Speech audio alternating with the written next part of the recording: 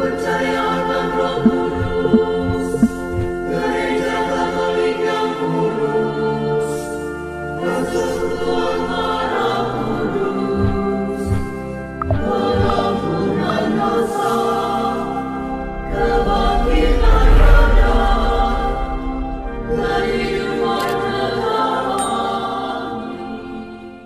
Salve sahabat Katoliko keren, kembali lagi dalam sesi. Kali ini kita masuk dalam bulan Kitab Suci Nasional dengan tema Allah Sumber Harapan Hidup Baru.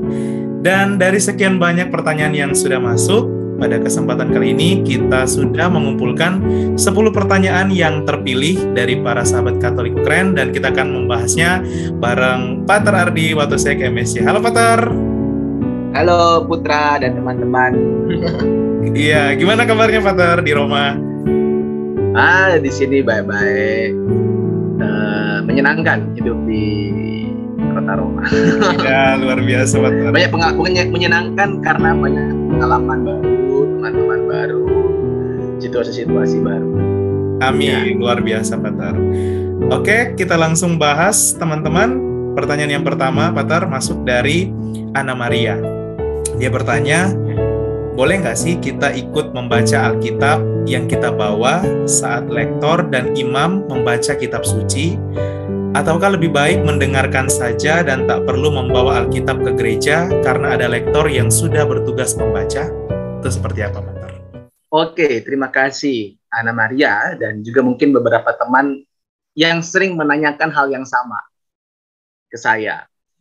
Romo, pastor, teman-teman gereja lain kok bawa Alkitab, orang Katolik itu hanya bawa puji syukur ya, atau kurang lebih pertanyaan yang seperti itu.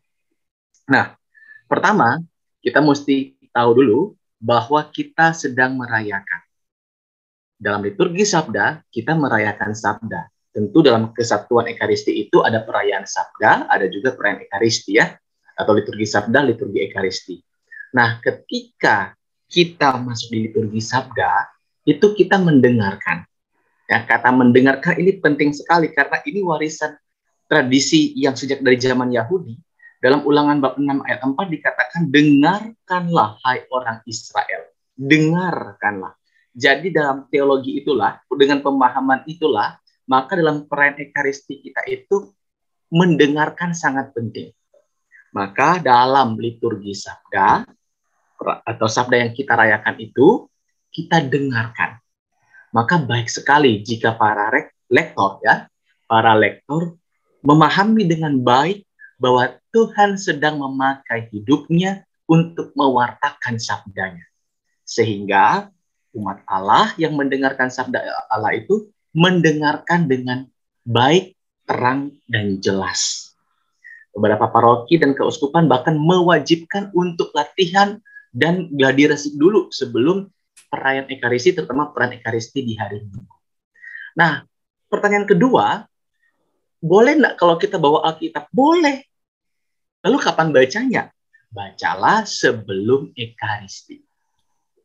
Bacalah sebelum Ekaristi, sehingga ketika dibacakan oleh lektor, dibacakan oleh imam atau diakon, sabda itu semakin menyerap di dalam hati. Tapi bukan dibaca pada waktu perayaan Ekaristi. Sebab dalam perayaan Ekaristi, sabda itu kita dengarkan. Begitu. Wah, luar biasa, Pater. Oke, Pater, kita lanjut ke pertanyaan kedua dari Maria Lydia. Maria Lydia bertanya, bagaimana cara agar Tuhan masuk ke dalam hati dan hidup kita? Oke, teman-teman yang terkasih, ya. Terima kasih untuk pertanyaan. Pertanyaan dari siapa nih? Maria Lydia, Pater. Oh, tadi Ana Maria, sekarang Maria Lydia. Ya. Oke, pertanyaan bagus sekali. Bagaimana sih caranya Tuhan masuk? Kita sebagai orang Katolik, ya, terutama bagi mereka yang sudah menerima Ekaristi, komuni, kan ketika diberikan oleh imam atau diakon atau prodiakon, ya, ketika kita menerima tubuh Kristus dan menjawab amin, kemudian kita menyantapnya, Tuhan itu masuk dalam hidup kita. Ya, itu secara fisik, secara rohani, ya, spiritual, Ya, bukan cuma secara spiritual, fisik juga kita masuk karena kita menerima. Dengan cara itulah, ya, gereja meyakini Tuhan masuk dalam hidup kita.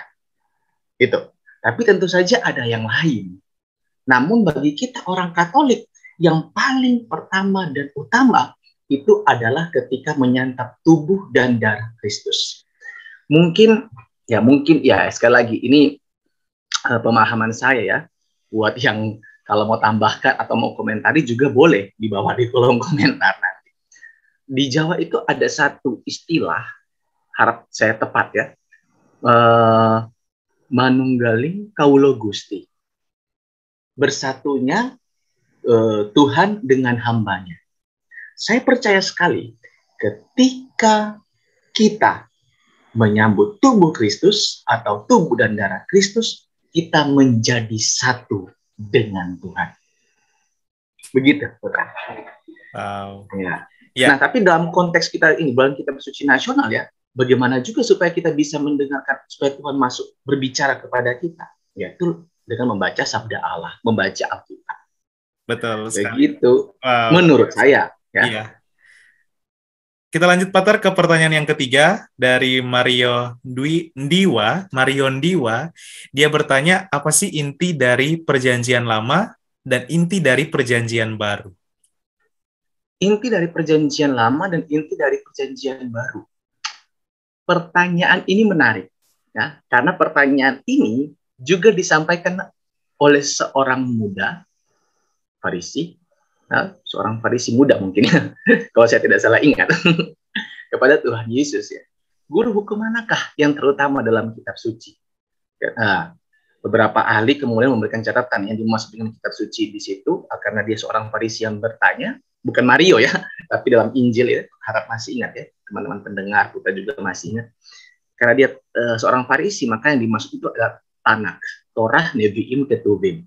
Ya, itu intinya di mana? Tadi kembali lagi ke Ulangan bab 6 ayat 4 sampai 7 itu kalau mau dibaca secara lengkap, atau Ulangan bab 6 ayat 4 sampai 5. Yang kalau dikasih kesimpulan, kasihilah Tuhan Allahmu dengan segenap hati, jiwamu, kekuatanmu, akal budimu. Dan kata Tuhan Yesus ya, kasihilah sesamamu sama seperti engkau mengasihi dirimu sendiri. Itu kasih itu adalah ajaran utama dari kekristenan.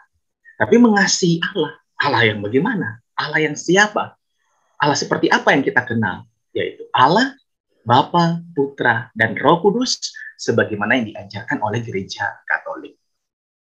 Ya, wow, luar biasa, Pater.